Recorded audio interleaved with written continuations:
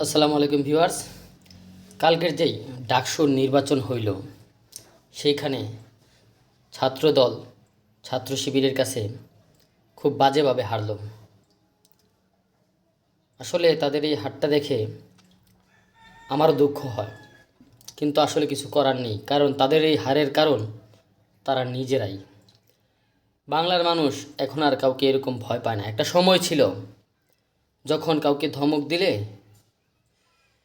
কাজ হয়ে যাইতো, কিন্তু বর্তমান জেনারেশনের ছেলেমেয়েরা কারো হুমকিতে বা কারো কথায় ভয় পায় না।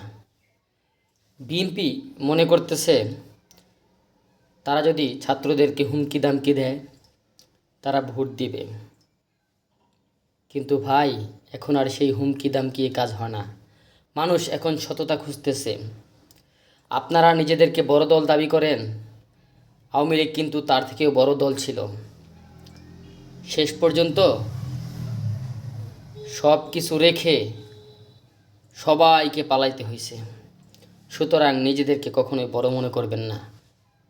দেশকে ভালোবাসতে শিখুন, দেশের জন্য কাজ করুন, ন্যায়ের পক্ষে কাজ করুন।